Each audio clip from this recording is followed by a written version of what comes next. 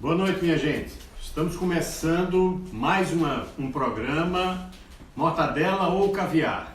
Dessa vez, né, a esquerda sem estereótipo, de forma especial, de forma extra, né, diante dos últimos acontecimentos que nós tivemos no nosso país, de extrema gravidade, né, Alexandre? Isso. E que a gente resolveu, então, pela urgência, fazer esse programa especial. Exatamente. Nós estamos aqui na quinta-feira, né, nosso programa geralmente é 20 e 30 na terça-feira. E queremos aproveitar, viu, Alexandre, e já perguntar às pessoas, né, antes de eu apresentar aqui o nosso convidado especial aqui, que vai discutir um pouco com a gente sobre isso, perguntar às pessoas como está o áudio, como está todo mundo assistindo bem, se a áudio e a transmissão como um todo, né? Dá uma opinião aí como é que estão as coisas aí. Ok. Hoje nós estamos recebendo Giuseppe da Costa, que é advogado, professor aposentado do curso de Direito da Universidade, procurador-geral da UFRN, uma pessoa que já teve experiências administrativas, ex-secretário da Administração do Estado do Rio Grande do Norte, ex-chefe da Casa Civil do Poder Executivo Estadual e já foi também conselheiro da OAB.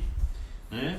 Tem livros publicados na área do direito, autonomia universitária, repercussão da jurisprudência do Tribunal de Justiça no Rio Grande do Norte, e vem tratar da gente inicialmente. O convite para Giuseppe, a quem a gente dá boa noite, foi para tratar acerca da negação do habeas corpus no dia de ontem pelo Supremo Tribunal Federal. Mas nós fomos atropelados pelas coisas que estão acontecendo de ontem para hoje, e nós vamos falar também da decretação da prisão do presidente Lula. Né? Então a gente dá boa noite a Giuseppe, dizer que é um prazer, uma satisfação, e agradece muito a sua presença, Giuseppe. Tá bom, boa noite, e nós vamos examinar com vocês aqui esses acontecimentos todos que vêm acontecendo e que vem acontecendo no Brasil já faz algum tempo, né? Uhum. Levando a uma situação que eu pessoalmente esperava não rever, mas que infelizmente estamos revendo aqui no Brasil. Perfeito. A gente vai começar com o habitual apanhado de notícias, mas que serão breves hoje para a gente poder aproveitar bem a situação da presença de Giuseppe. Uma coisa que nós tínhamos intenção de mostrar na terça-feira passada, não mostramos. Isso é a camiseta do coletivo Arretadas. É um coletivo de mídia feminina que existe no Estado, foi criado recentemente. Lembrar que essas pessoas que hoje fazem o coletivo Arretadas, que é Márcia, Idiane e Celina, elas trabalharam conosco na produção inicial do nosso programa. Até pegar o ritmo delas, né? Exatamente. E lembrar que essa camisa, né, Alexandre, ela está à venda, né? As pessoas podem entrar em contato no coletivo Arretada, aí pega no Facebook. Elas têm um aí, site delas que vocês podem entrar. Vocês podem adquirir, porque um dos objetivos dessa camiseta não é só a mensagem em si, né, que está muito bonita a camisa, mas também arrecadar recursos para viabilizar não só a própria as arretadas, mas também ajudar a pagar dívidas da Frente Brasil Popular. Uma parte do recurso está destinado para isso. Isso é importante. E a gente, de antemão, já agradece a contribuição que vocês possam dar e, óbvio, agradecer as meninas que até recentemente estavam na produção do programa conosco.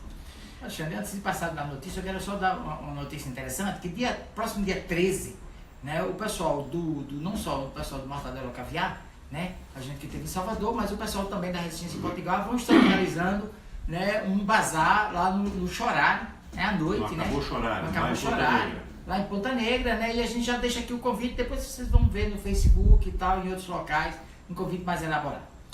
Isso. Nós temos a notícia que fundamentou e acabou criando as condições desse programa de hoje, foi exatamente a negação do habeas corpus do presidente Lula no dia de ontem por 6-5, com o voto de Minerva da presidente do tribunal.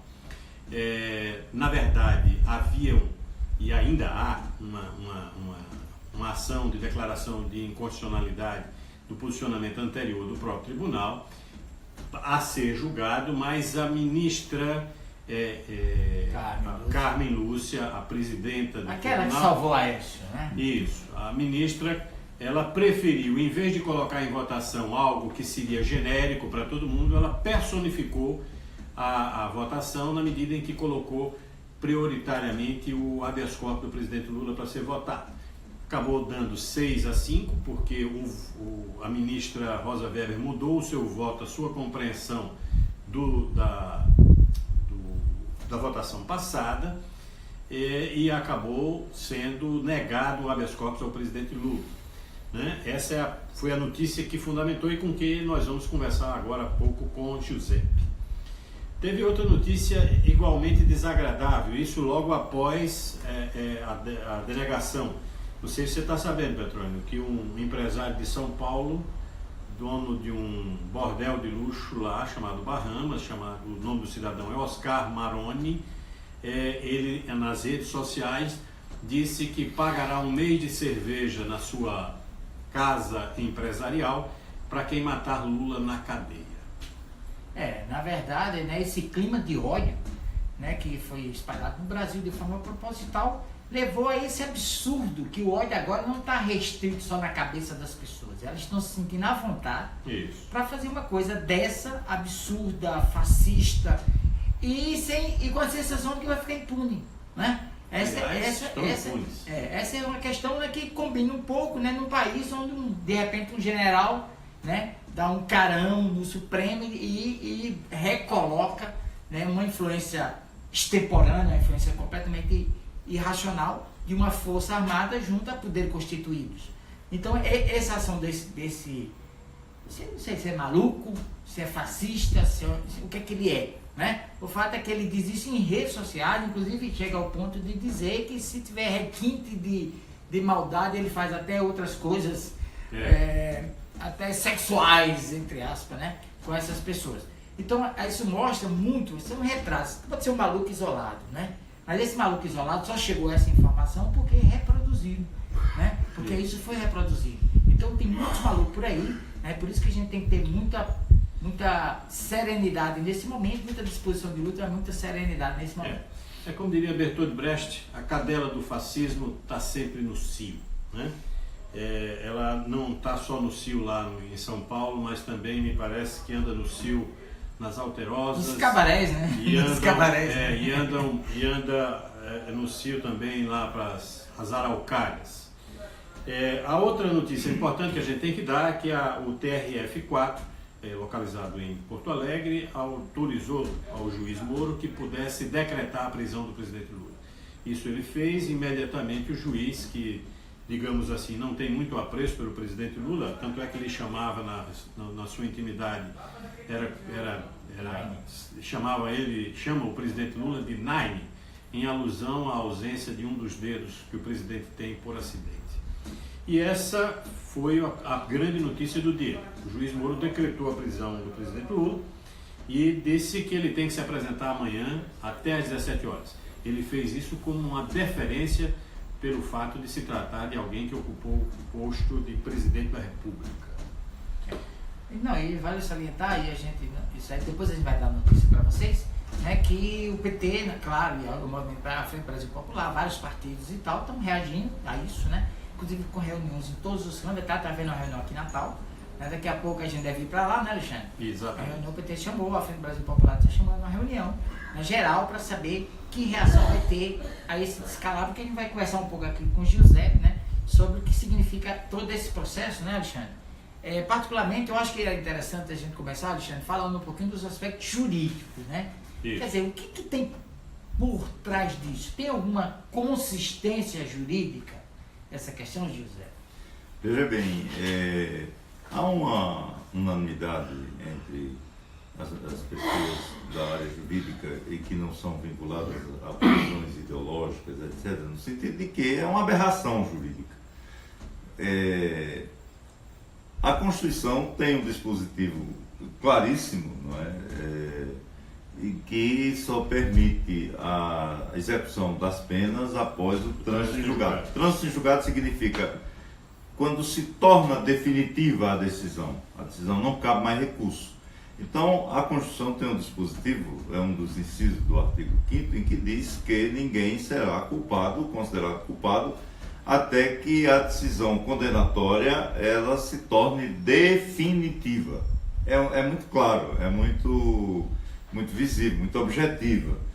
E o Supremo quando começaram com... É bom a gente lembrar por que o Supremo interpretou, e não é interpretou, isso não é interpretar, o Supremo desrespeitou a Constituição. Foi em 2016, quando começaram as tentativas de prisões dos condenados ligados ao PT, lá as prisões decretadas lá em Curitiba. Quando começaram as prisões a ser decretadas em Curitiba e acompanhadas pelo Tribunal da 4ª Região, aí essas pessoas não poderiam ser ainda presas porque a decisão não tinha transitado de julgado. Então levaram a questão ao Supremo e o Supremo ele fez se conduziu dessa maneira, dizendo não, com a segunda instância confirmando a prisão, já pode ser executada e tal, o que era um absurdo. Foi feito para esse fim, para prender o pessoal do PT. Agora, quando começaram a ver que poderia ter risco de alguém que não fosse do PT, que fosse mais ligado ao PSDB, também chegar lá, aí apareceu o voto que foi favorável, apareceu o voto que foi contra, que foi contrário, e agora iam rever essa posição. Essa é a causa da ida e da volta, né? Na verdade... Saíram da Constituição e depois começaram a discutir o retorno. O retorno para a Constituição, por conta desse perigo de algumas figuras que são aliadas da grande mídia irem para uma segunda instância e ser condenadas e aí ficar... Exatamente, essa foi a causa. Agora, essa forma, eu não digo interpretação, porque isso não é interpretação da Constituição. Interpretação é quando você tem uma norma que possa ter uma dubiedade, gera alguma dúvida, quando você vai analisar a história de como foi feita aquela norma, não é? A finalidade daquela norma, são as regras da hermenêutica jurídica que estudam as maneiras de interpretação. Quando você faz essas análises, aí você interpreta. Mas quando a norma ela é claríssima, ela é objetiva, ela é visível e você simplesmente sai do entendimento daquela norma, você não está interpretando, você está descumprindo a norma. Então o que o Supremo fez foi simplesmente ignorar a Constituição, descumprir a Constituição. Não adiantam aqueles discursos de 1 hora para cada um ministro para mostrar erudição, sabedoria, muitas vezes incompatíveis com a realidade de cada um que a gente conhece. Não adiantam aqueles discursos longos, intermináveis, com palavrório, um juridiquês incompreensíveis. Não vale nada porque, de fato, o que houve foi uma transgressão à norma da Constituição. Não há interpretação. Lembro que os romanos que formaram todo o direito, o nosso direito, né, do Ocidente, todo, os romanos diziam que há um aforismo, a interpretação cessa na clareza da lei. Interpretatio cessat in claris. Na clareza da lei, não há interpretação, porque não precisa. Então, é bom que fique logo muito claro que não se trata aí de... Houve simplesmente um desrespeito, uma desobediência à norma constitucional. E lembrar que o Constituinte, em 88, ele apontou esse caminho de ninguém ser condenado, a não ser que esteja esgotado todos os seus recursos, exatamente para garantir que inocentes não possam ser presos, né? Ou seja, a finalidade desse quesito que está lá na Constituição é exatamente garantir que nenhum inocente possa ser condenado de maneira injusta e que não possa recorrer de maneira que lhe garanta um bem maior que a liberdade. Ou seja, é uma questão que serve para todo mundo. Agora, serve para todo mundo, todo mundo. Até porque não é coisa muito rara que um condenado na segunda instância seja absolvido na terceira instância, que é o Superior Tribunal de Justiça. Quem é da área jurídica sabe disso. É frequente é frequente o Superior Tribunal de Justiça, que é a terceira instância, alterar a condenação imposta por tribunal regional. Na própria Lava Jato teve vários casos, E né? então, a pergunta que eu sempre fiz foi: quem vai pagar a alguém que passou 2, 3, 4 anos preso De maneira numa cadeia suja, etc, etc, e depois foi reconhecido pela Corte Superior como inocente? Quem vai pagar? Se há pagamento, que eu acho até que não há pagamento para isso. Mas olha, eu acho que vale a pena a gente entender também uma polêmica que surgiu lá dentro, né? Um questionamento do posicionamento de Carmen Lúcia. Então isso ficou. Eu acho que essa questão talvez fosse melhor explicar melhor para as pessoas o que aconteceu ali. Porque houve até um bate-boca lá dentro sobre isso. Houve uma manobra, que manobra foi essa? Eu acho que as pessoas precisam entender, né? Até para entender essa inversão que a Alexandre levantou. O que houve ali? Que manobra foi essa, José? Veja bem, o que há é o seguinte: há, salvo engano, 2 ações de inconstitucionalidade para que o Supremo declarar a inconstitucionalidade dessa decisão que, de 2016. De 2016, em que o próprio Supremo reconheceu que poderia haver a prisão, executar a pena só com a confirmação da condenação na segunda instância. Então, há 2 ações de inconstitucionalidade que deveriam já deveriam ter sido julgadas. Como houve um voto que se pronunciava como arrependido, que ia ser contrário, ia ser então declarada a inconstitucionalidade da interpretação do Supremo. No caso, o ministro Gilmar, exatamente. Então, diante dessa possibilidade, a presidente segurou e não pautou, não colocou na pauta das sessões do Supremo Tribunal Federal essa ação direta de inconstitucionalidade, para não haver o mínimo de risco de ser alterada, voltada à compreensão anterior, que sempre foi a que esteve em vigor com a edição da Constituição de 88. Diante disso, ela não pautou. Aí houve o habeas corpus dos advogados, impetrado pelos advogados de Lula. Ela disse: não, vamos colocar o habeas corpus de Lula, mas não vou pautar as ações de inconstitucionalidade. Por que ela fez isso? Porque ela sabia que a pressão dos meios, do capital, que é apoiado pela grande imprensa, não é? A pressão contra a prisão de Lula, a execução da pena de Lula, a pressão ia ser muito forte e era possível que o Supremo, alguns ministros, recuassem. E recuou.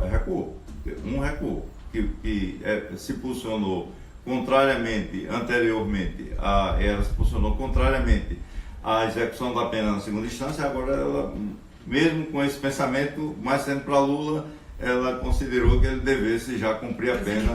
Tem uma lei para Lula, uma lei para Dilma, uma lei para os outros? Olha, veja bem, é preciso que a gente entenda uma coisa que eu venho dizendo, não estou dizendo agora, eu digo isso há pelo menos uns 5 anos. Nós não estamos no regime democrático. Essa convicção eu tenho, não estou dizendo, quem me conhece, as pessoas com quem eu dialogo,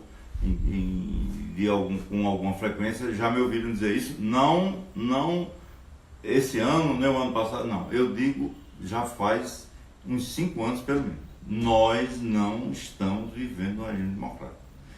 O nosso direito hoje, ele está servindo para a reprimenda, a repressão às ações de partidos e de organizações que defendem, eu digo sempre, que defendem a inclusão social. Isso é muito visível, Foi isso que motivou essa posição do Supremo de mandar cumprir a pena a partir da segunda instância. Para 2016. Foi isso que motivou isso. Foi isso que motivou uma campanha política na eleição presidencial, em que a imprensa visivelmente protegia o candidato adversário de Dilma. Era visível a ilegalidade de toda a imprensa. Os programas, você tinha os telejornais nacionais 70% favorável, elogiando a candidatura de Aécio Neves e 30% elogiando a candidatura de Dilma, vamos dizer, 70% favorável para um lado e 30% favorável para o outro. Ela é absolutamente inconstitucional e ilegal. Aquilo ali, todas essas ações, elas simplesmente ignoraram o direito vigente no Brasil. O direito hoje, os tribunais, o Ministério Público, a arrogância do Ministério Público. É evidente que há pessoas do melhor nível no Ministério Público e na magistratura. Não são todos, mas há uma grande maioria no seio da magistratura e do Ministério Público. Esse pessoal está prestando serviço para o capital. Está trabalhando para garantir o que o capital deseja, que é um presidente, um governo de direita, de extrema direita. Que, aliás, foi confirmado pelo nosso conterrâneo, que diz aqui, Flávio Rocha, nós não queremos candidato de centro. Nós queremos um candidato de direita. Flávio Rocha, que entendido, o dono do shopping Midway. Mas me diga uma coisa, José, você acha que isso é uma coisa nova? Isso que está acontecendo hoje dentro do meio judiciário, dentro das forças mais conservadoras, isso é novo ou isso já tem tempo na nossa sociedade? Aproveitando, só acrescentando uma coisa, o mensalão já foi um prenúncio disso? O mensalão foi um prenúncio. Eles tentaram já derrotar Lula com o mensalão, não conseguiram. Aí Lula terminou os 4 anos e conseguiu a proeza dele. Aí foi o grande desastre para eles, foi a eleição de Dilma. Sem contar a reeleição, que todo mundo esperava que ali ela estava perdida com todo aquele movimento. Mas ela conseguiu ganhar. A verdade é, e eu estou dizendo aqui a vocês, que vocês são do PT, mas eu não sou. Isso. E vou dizer mais, votei em FHC na primeira eleição dele. Achava que ele vinha com aquela visão que ele tinha de exatamente. E foi minha grande decepção. Daí, porque eu votei em Lula. E eu defendo Lula porque eu defendo as ações dos governos do PT, que fizeram transformações que eu não imaginava. Entendeu? E no nosso Rio Grande do Norte, de forma especial, eles fizeram, eu já fiz um estudo sobre isso. Os governos do PT no Rio Grande do Norte fizeram 3 mandatos, mais do que todos os governos republicanos, desde Deodoro até Fernando Henrique. Os 3 governos, 12 anos, fizeram mais no Rio Grande do Norte do que todos os, desde Deodoro, somados até Fernando Henrique. E na Foram 20 universidade, escolas, foram 20 escolas técnicas com melhor ensino de nível médio no município, para que os alunos pobres pudessem ter o melhor ensino de 2º grau brasileiro. Não é? A universidade que foi quebrada, vilipendiada, desmoralizada, eles deram meios, por exemplo, na nossa universidade aqui, de simplesmente dobrar o número de vagas, de 30 para 60 mil vagas. Nós temos hoje aqui investimentos elevadíssimos na universidade, que ninguém imaginava que você tivesse um Instituto Internacional de Física no nível dos maiores institutos de pesquisa em física no mundo. O Instituto do Cérebro, que está sendo concluído agora, o prédio, mas já está instalado em casas alugadas.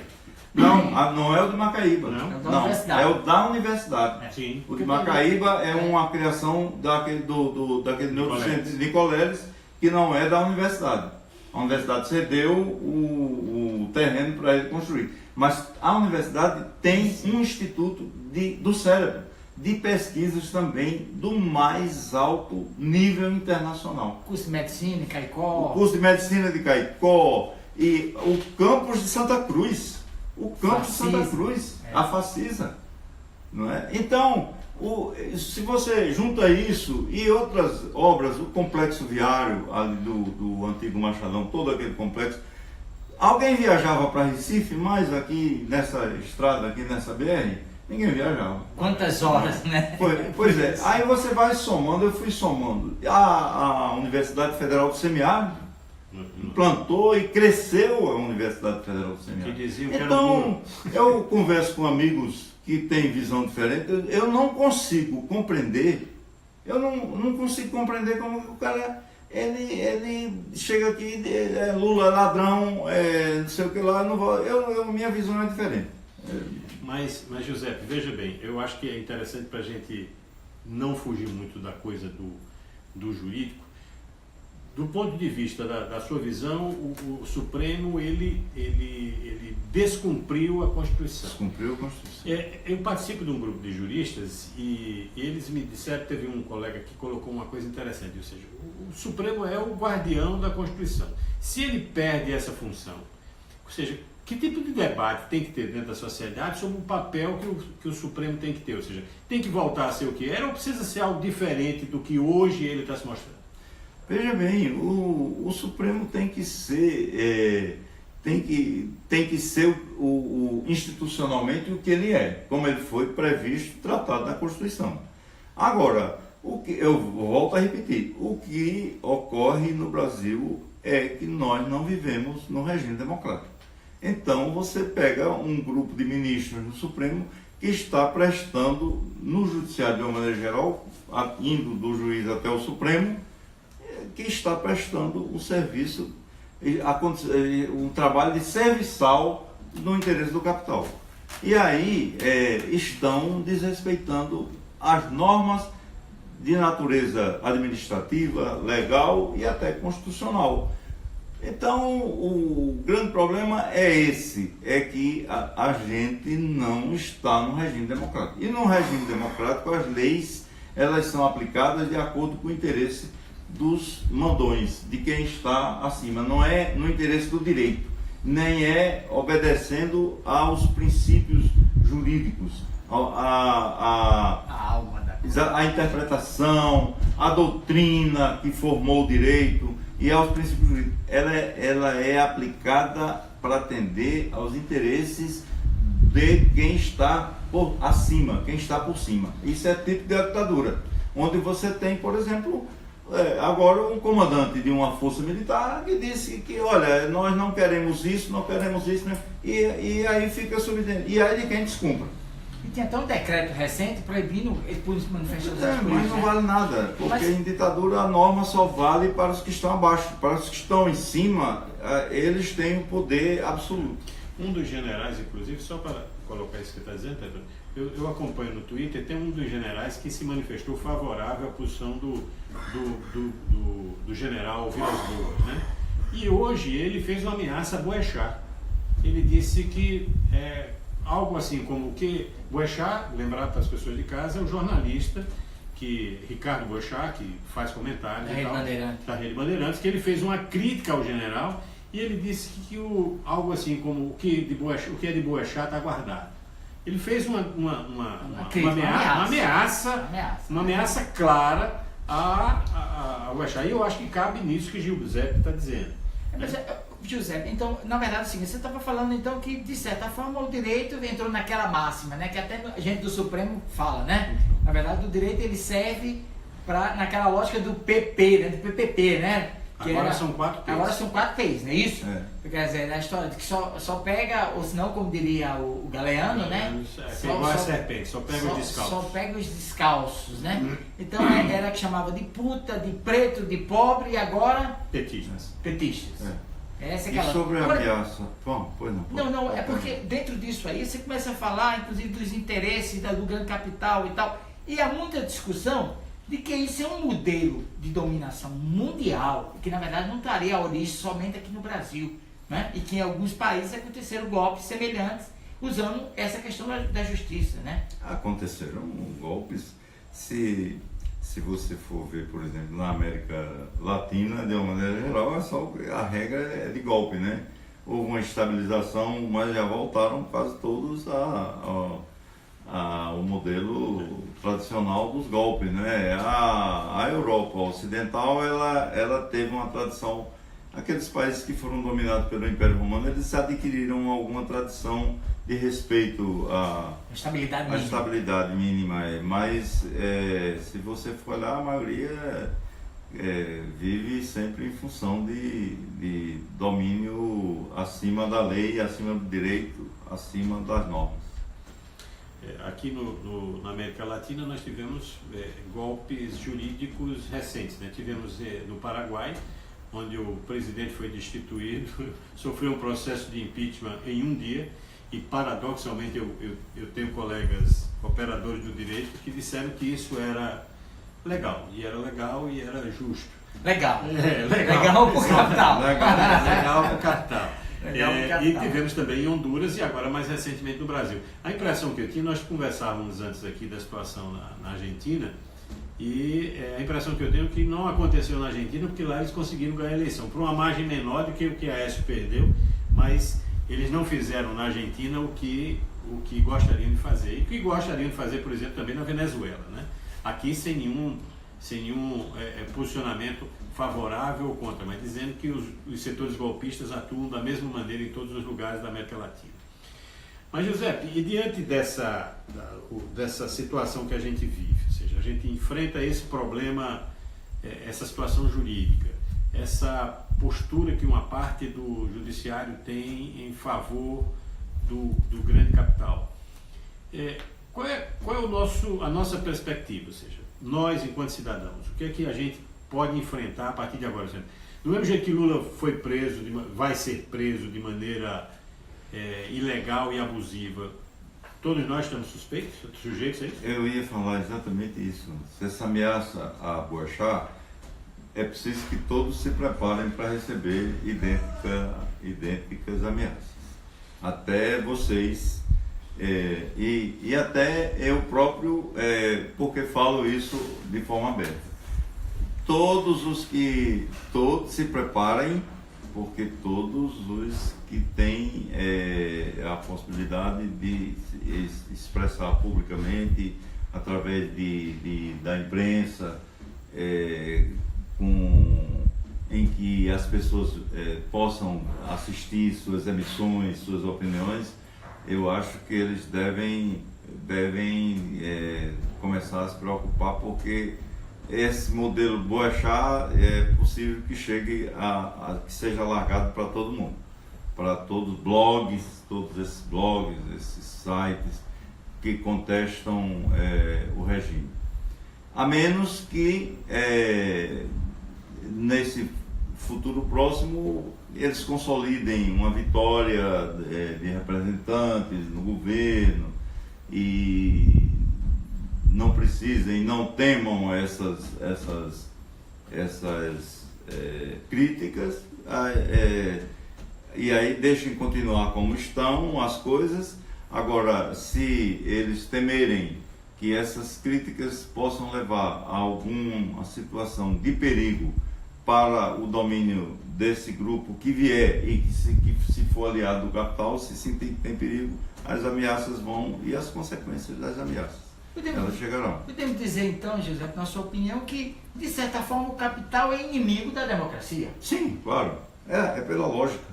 O capital, ele não pode ser amigo, ele é inimigo. Agora, o que tem é que a classe menos favorecida, a que é explorada pelo capital, ela sempre vai lutando por melhores espaços, e vai conseguindo esse melhor espaço, como aconteceu na Europa Ocidental, por exemplo. Isso. Em que você vê a situação, por exemplo, dos empregados privados em países como França, Alemanha, Suíça, Suécia, Holanda, Bélgica e tal, eles atingiram um nível de reconhecimento, de valorização muito superior ao Brasil, não é? Então, é preciso que a gente entenda uma coisa. Até o governo Lula, o salário mínimo aqui hoje seria correspondente, hoje eram $100, 70, 100 era a promessa do Lula. Isso. $70, 37,21. Seria R$210. Bolsa Família. Era o que recebiam. Lula provocou uma explosão ao transformar esse salário mínimo, chegou na época a passar dos $300. não é? Chegou a ultrapassar os Chegou a 300 dólares. ultrapassar os 300 dólares. Então, veja que isso foi uma coisa única. Houve em Getúlio também, numa situação assemelhada, porque Getúlio tinha uma visão que tinha alguma lógica com a de Lula. Para fazer isso daí, ele teve que fazer uma ditadura feroz, senão acabavam com ele e não acabaram logo, acabaram depois. Então, e no caso de Getúlio, ele atingiu mais os trabalhadores das áreas urbanas, né? E Lula pegou os das urbanas e também da zona rural. Então houve uma mudança extraordinária, ele conseguiu isso tudo e aí todas essas ações elas se tornaram imperdoáveis para o grande capital. Então eles foram montaram, controlam o direito é controlado, é por isso que eu estou falando um pouco sobre direito. Por que eu estou falando um pouco sobre direito? Porque eu acho que o direito hoje não existe. O direito hoje existe para nós. Para o grande poder não existe direito. O direito é o que eles querem, é o que eles desejam. Então, essa é a minha visão. A discussão é muito mais política do que técnica, né? É muito mais política e eu não sei nem se é política ou se é realmente uma coisa assim de acima da política. Na verdade, assim, viu, a gente tá... Esse programa ele é muito importante, é um momento muito estratégico, né? É até difícil a gente fazer condensar o programa, né? Porque, na verdade, nessa discussão fica muito claro para a gente que a discussão sobre a proteção de Lula é para além de uma defesa de uma pessoa. Não tem nada a ver com a pessoa. Não tem É a nada. defesa da democracia, é a defesa de um projeto de inclusão. Essa que é a sensação muito clara, né? E o que explica essas ações de manipulação de imprensa, do judiciário, todo esse conjunto de coisas. E as pessoas, eu acho que precisam estar atentas num detalhe importante. Por exemplo, teve uma passeata há 2 dias atrás de pessoas que queriam defendendo que denegassem o habeas corpus de Lula, porque entendem que precisa botar as pessoas na cadeia a partir da segunda instância. E aí eu vi a matéria no Saiba Mais e vi que tinham vários colegas médicos, parece que eram 15 colegas médicos nessa passeata. E eles não estão se dando conta que uma eventual condenação por algo que um médico pudesse fazer e que pudesse ser condenado em primeira e em segunda instância, pode colocá-lo na cadeia a partir dessa segunda instância. Ou seja, se o que está valendo para Lula continuar valendo, vai valer para qualquer pessoa que possa cometer eventual crime em qualquer circunstância, além da sua vontade. Lembrando, Alexandre, que no caso de Lula não há nem crime. Não há nem crime. Essa é a verdade. Dizer, do jeito que foi forjado, um conjunto de coisas que está comprovado, né? Na verdade, que foi forjado. Pode-se forjar um cara que foi presidente da República, um cara que representa isso. A imensa maioria da população brasileira tem ele como uma referência, a saudade e a identificação com a luta dele. Imagine se um juiz cisma de criar prova contra Alexandre, isso, contra mim, ou contra isso aí é mais fácil. Eu quero ver o coleguinha lá do Santa Catarina, que é absolutamente contra Lula, e quando o juiz cismar com a cara dele. Aí eu acho que esse é o grande problema, porque enquanto a gente estiver nesse campo que a gente está, é bem, como Giuseppe disse, é bem possível que isso ocorra. Mas, veja bem, a ideia do programa é informar, mas é também apontar caminhos, né? Então, eu acho que a gente tem pouco tempo, tem 2 minutos, José. Na sua opinião, quais os caminhos que os democratas desse país precisam construir? Sinceramente, eu tenho muita dúvida da reação como deve acontecer. Eu estava examinando aqui, antes eu vou deixar uma indagação aqui para todas as pessoas que estão assistindo. Nós vamos ver o presidente Lula preso. Quem é Lula? A maior liderança do país. Depois de todo esse massacre, ainda é apontado como o que está disparadamente em primeiro lugar. E eu fiz uma análise histórica, eu desconheço uma situação semelhante a essa que a gente vai viver, em que a maior liderança de um país vai estar na cadeia, misturado com outros presos lá. de bermuda, de cueca, não sei o que, e lá com aqueles presos, a maior liderança de um país.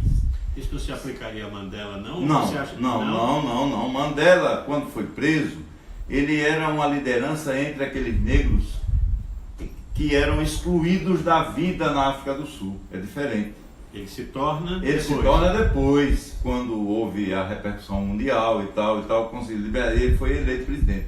Mas na época da prisão, ele era uma liderança entre aquele grupo negro que vivia lá isolado e excluído completamente lá na África do Sul. Lula é um caso único na história do mundo.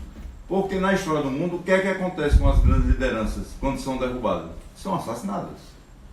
Talvez até isso o dono do bordel queira já premiar para matarem Lula.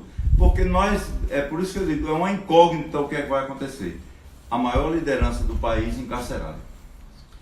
Bom, acho que o programa hoje, mais do que nunca, ficou com um gosto de quero mais, né? E Alexandre, antes de fazer a pergunta para Giuseppe, né, a pergunta final que a gente tem que fazer, uma pergunta muito importante, Giuseppe, a gente queria lembrar que nós vamos agora para a reunião do PT. Isso. Né? E evidentemente que nós temos a certeza absoluta que desesperar jamais, né? Exatamente. Na verdade, nós não podemos nem cair no desânimo de achar que não tem o que fazer, né? A luta tem que continuar, nem muito menos numa reação emocional pura e simples. Ser coração e mente, né? Pé quente, cabeça fria, né? Essa é a palavra de ordem que a gente tem que seguir, porque nós nos movemos por ideais. Consequentemente, nós não podemos cair em questões emocionais pura e simplesmente, né? Nós estamos tristes com o que está acontecendo, mas estamos conscientes do nosso papel e da celeridade, da serenidade necessária que nós precisamos ter, né, Alexandre? Deixa eu dizer uma coisa, Petrolino. Antes de começar o programa, eu estava muito tenso. E Magali foi uma pessoa que me ajudou nesse momento. Eu digo, eu vou de preto hoje para o programa. Vou botar uma camisa preta em sinal de protesto e tal. Aí ela tomou e me disse, você está errado. Vá de vermelho para se afirmar e colocar claramente a sua disposição de enfrentamento nesse momento. E eu, antes de começar o programa, eu estava pensando aqui, nós pela primeira vez não iríamos fazer a pergunta que a gente sempre faz. Porque a gente diz, José, que esse programa é sério, mas ele não é sisudo. Então a gente termina o programa fazendo uma pergunta jocosa que mexe com os estereótipos. Então daí o nome do programa, mortadela ou caviar à esquerda sem estereótipos. Eu confesso que eu pensei nisso, mas eu estava errado. Eu acho que a gente tem que lhe fazer a pergunta tradicional. Se eu souber responder. Mortadela ou caviar? Qual é a sua opção? Nunca comi caviar. Então é mortadela. Ok, minha gente. Eu acho que aquela música está fazendo sucesso. Nunca vi falar. Um abraço a todos, vamos continuar na luta, fiquem atentos, que sempre que for necessário nós vamos fazer programas especiais, não é isso, Alexandre? Exatamente, e precisamos que as pessoas entrem e participem nos seus sindicatos, nas suas associações, porque a gente precisa estar junto. E aqui na rede social, curtir, comentar, compartilhar e curtir as nossas páginas, viu, gente? Ok? Um abraço, até a próxima terça-feira.